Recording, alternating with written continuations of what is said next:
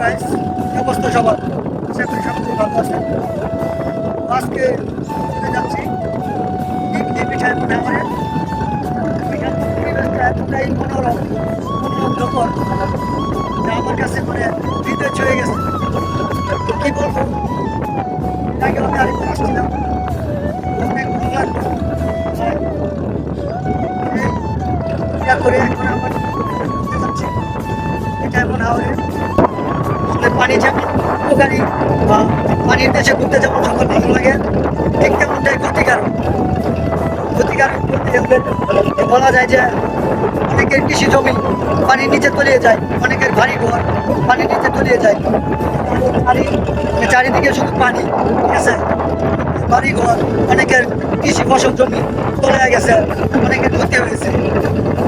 তারা কিন্তু মানে কৃষির উপর নির্ভর করেই জীবন নির্বাহ করে, জীবিকা নির্বাহ করে।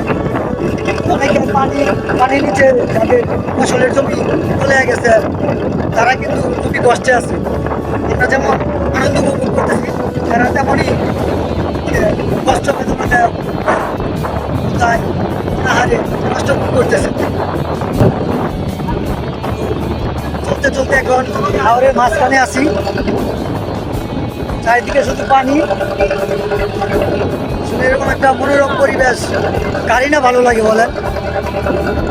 আসলে ভ্রমণেই আসল শান্তি, বুঝছেন? ভ্রমণেই আসল শান্তি খুঁজে পাই। চার দেয়ালের ভিতরে বন্দি থাকলে জীবনকে উপভোগ করা যায় না। জীবনকে উপভোগ করতে হলে বাইরে, ঘরের বাইরে বেরোতে হবে, ভ্রমণ করতে হবে, তাহলে মন এবং শরীর খুবই হালকা। আসলে আপনি যদি হাতে আসেন তাহলে আশা করি কক্সবাজারে ফিল পাবেন।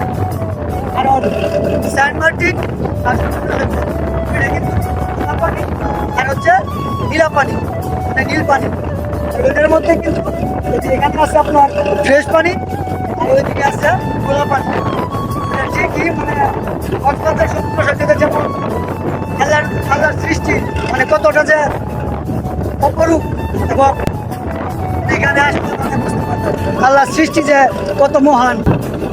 তো আমাদের যেতে যেতে অনেক সময় লেগে যাবে, প্রায় 2টা মনে হয় বাজবে।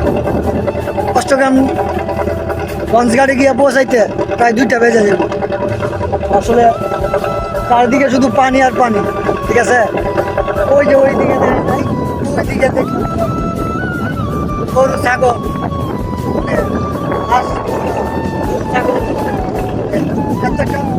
পরিবেশটা দেখেছে একটু ভালো লাগছে। ওইখানে গরু ছাগলের মাঠ, ঠিক আছে? পুরাটাই গরু ছাগলের মাঠ, পুরা হাওরের মাঝখানে একটা টিলা জায়গাতে ছাগলের মাঠ, গরু ছাগল এখানে ঘাস খায়। খুবই রোমাঞ্চকর একটা দৃশ্য, যদি আপনারা আসেন তাহলে বুঝতে পারবেন। গাইস, প্রায় 1টা বাজে গেছে, বুঝছেন? এখনও আমরা লঞ্চে আছি। তো যাইতে যাইতে মনে হয় প্রায় 2টার মতো বাজে যাইব। এখনও লঞ্চে আছি, অষ্টগ্রাম লঞ্চ ঘাটে পৌঁছাইতে প্রায় আরও 1 ঘন্টা সময় লাগবে। তো ভাই যে লাভ দেয় কি মাছ এগুলো? ময়না মাছ।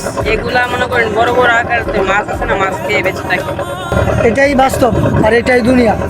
একজনকে খেয়ে আরেকজন বেঁচে থাকে। মানুষের ক্ষেত্রেও ঠিক তাই।